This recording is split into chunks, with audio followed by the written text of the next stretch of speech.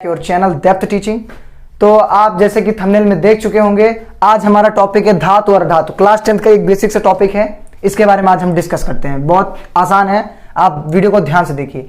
Video देखने से पहले आप चैनल को जरूर से जरूर सब्सक्राइब करिए, आपसे निवेदन है, ठीक है। उसके बाद धातु और अधातु।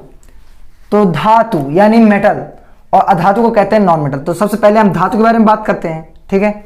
धातु में आघातवर्ध्यता पाई जाती है, तन्यता पाई जाती है, ऊष्मा का चालक होता है, विद्युत का सुचालक होता है, ध्वनिक होती है। अब ये सब चीजें क्या है, इनके बारे में मैं आपको डीपली बताता हूं, ठीक है। देखिए, आघातवर्ध्यता, मान लीजिए एक धातु है। धातु पहले कैसे कहते हैं मैं आपको बताता हूं। धातु जैसे लोहा हो गया, ठीक है, उसको धातु बोलते हैं। तो आघातवर्ध्यता, ये मान लीजिए एक मोटा सा लोहा है, उसको हमने पीट पीट कर चादर के रूप में परिवर्तित कर दिया। किसके रूप में? चादर के रूप में परिवर्तित कर देना ही आघातवर्ध्यता कहलाता है। ये धातु के अंदर गुण होता है, ठीक है। सेकंड मैं आपको बताता हूं तन्यता। अब वही है, समझ लीजिए वैसे ही है। तन्यता का मतलब क्या है? किसी धातु को पीट पीट कर तार के रूप में परिवर्तित करना ही तन्यता कहलाती है, ठीक है। क्लियर।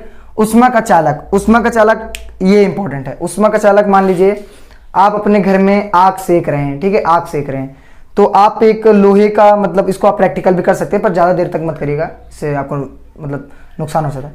मान लीजिए आग है, उस पर आपने एक लोहे का छड़ी लगा दी, ठीक है। उसके बाद आप थोड़ी देर उसको छोड़ दीजिए, वहां से वो जनरेट होगा उसका आग, उसके मतलब उसके अंदर ऊष्मा, और आपके हाथ तक आ जाएगा। तो इसी को कहते हैं ऊष्मा का चालक। जो धातु होता है उसी में होता है। क्या अधातु में होगा? पेंसिल को डालिए, जल जाएगा, राख हो जाएगा, ठीक है।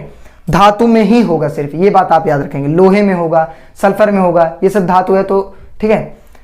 उसके बाद ये आपका ऊष्मा का चालक हो गया। विद्युत का सुचालक, विद्युत का चालक बोलिए, सुचालक बोलिए, एक ही बात है। लाइट पास होती है, पेंसिल में कभी लाइट पास होगी? नहीं पास होगी। क्या लकड़ी में, सूखी लकड़ी में लाइट पास होगी? नहीं होगी। पर पेंसिल में होगी। पेंसिल में अगर आप दोनों तरफ छील देंगे तब हो जाएगा, क्योंकि वो ग्रेफाइट उसके अंदर होता है, उसके बारे में भी आपको बताऊंगा मैं।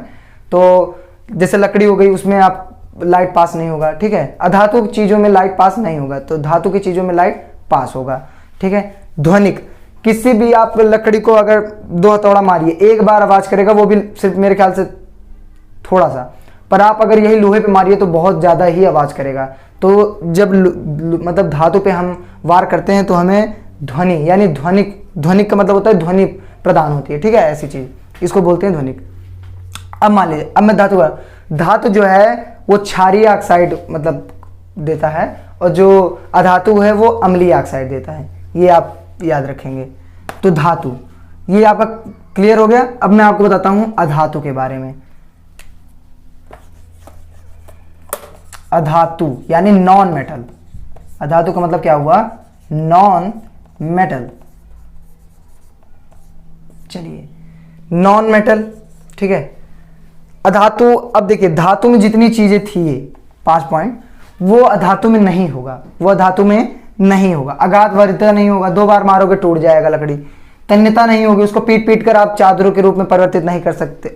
आई थिंक तार के रूप में परिवर्तित नहीं कर सकते। ऊष्मा का चालक, कभी भी लकड़ी में बिजली पास होती देखिए? नहीं, कभी नहीं होगा। सॉरी, आग पास होते देखिए, वो जल जाता है, ठीक है।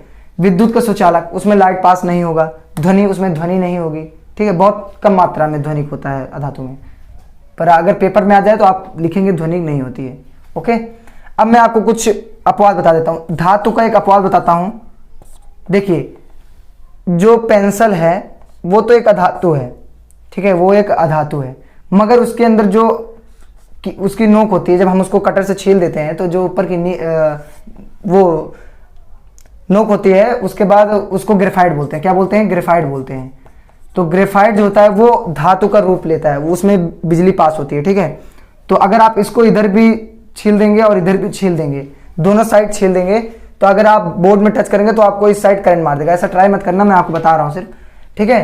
तो उसमें करंट पास होगा, तो उसको बोलेंगे, उसके जो अंदर होता है उसको ग्रेफाइट बोलते हैं। तो अगर आप में आ जाए अपवाद धातु को बताइए तो ग्रेफाइट, ठीक है। ये हो गया आपका।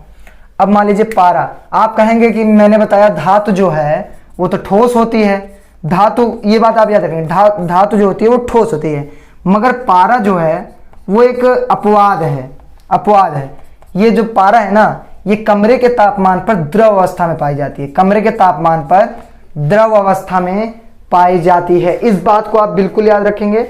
और मैं एक चीज और बता देता हूं, लोह, निकेल और कोबाल्ट को छोड़कर अन्य धातुओं के चुंबकीय गुण अनुपस्थित होते हैं। मतलब लोहे में और कोबाल्ट में और निकेल में सिर्फ इनों में ही चुंबकीय गुण पाया जाता है। जैसे लोहे में, कोबाल्ट में और निकेल में, इसी में ही चुंबकीय गुण पाया जाता है और अन्य मतलब धातु में चुंबकीय गुण नहीं पाया जाता है। ये भी आप याद रखेंगे। ये सब एक पॉइंट बना के आप कॉपी में लिख लीजिए, मैं बता रहा हूं।